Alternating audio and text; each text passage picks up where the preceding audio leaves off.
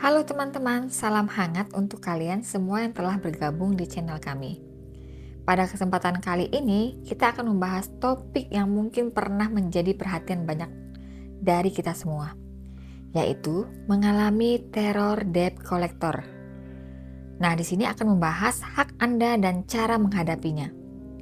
Debt collector atau penagih hutang seringkali menciptakan ketidaknyamanan bagi banyak orang. Namun, mari kita belajar bagaimana tentang hak kita dan bagaimana menghadapi situasi ini dengan bijaksana. Yuk kita mulai pembahasannya. Langkah yang pertama, pengenalan tentang debt collector. Debt collector adalah individu atau perusahaan yang diberi tugas untuk mengumpulkan hutang yang masih belum dibayar oleh peminjam ataupun nasabah.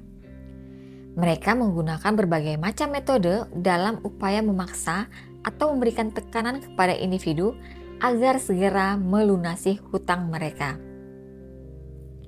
Yang kedua, metode yang sering digunakan. Nah, metode yang sering digunakan ada beberapa macam. Yang pertama, telepon dan pesan teguran. Debt collector umumnya menggunakan taktik menelpon berkali-kali dan mengirim pesan teguran agar membuat peminjam merasa terpaksa untuk membayar hutang. Yang kedua, kunjungan langsung. Beberapa debt collector mungkin juga mendatangi rumah atau tempat kerja peminjam dengan harapan membuat mereka merasa canggung di depan orang lain. Yang ketiga, mempunyai daftar hitam.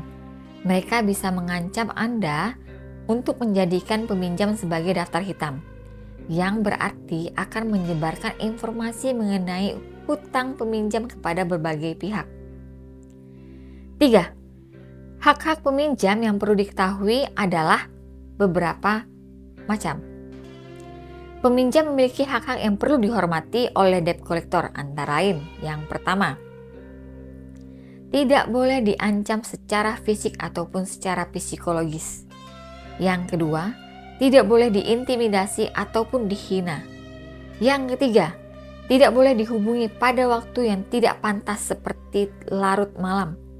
Yang keempat, berhak meminta bukti tertulis mengenai jumlah hutang yang harus dibayarkan dan dari mana mereka menagih ini. Langkah yang keempat, pendekatan yang bijak dalam menghadapi debt collector. Nah, ada beberapa hal dalam pendekatan bijak ini. Yang pertama, ketahui dulu hak-hak Anda. Nah, ketahui hak-hak Anda sebagai peminjam dan berani mengingatkan debt collector jika mereka melanggar hak tersebut. Yang kedua, pertahankan ketenangan. Apabila menerima telepon dari mereka, tetap tenang dan berbicaralah dengan penuh keyakinan. Jangan sampai mereka mengintimidasi Anda. Yang ketiga, simpan bukti komunikasi.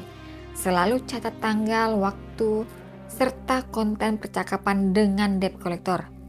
Hal ini bisa bermanfaat apabila Anda perlu melaporkan perilaku mereka. Yang keempat, sampaikan penolakan dengan jelas. Anda punya hak untuk menolak perilaku yang tidak pantas. Sampaikan penolakan dengan tegas bahwa Anda mengharapkan perlakuan yang pantas. Langkah yang kelima, jika semuanya gagal dari 1 sampai 4.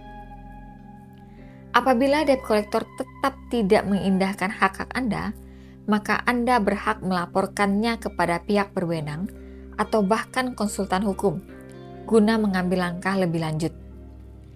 Jadi, meskipun situasi menghadapi debt collector mungkin tidak menyenangkan, Anda selalu memiliki hak untuk diperlakukan secara adil dan hormat. Lebih baik menghadapi situasi ini dengan bijaksana dan penuh ketenangan. Terima kasih telah menyempatkan waktu untuk menonton video ini. Jika kalian memiliki pengalaman ataupun saran lainnya terkait topik ini, jangan ragu untuk berbagi di kolom komentar di bawah ini. Oke, sampai jumpa di video selanjutnya. Bye-bye.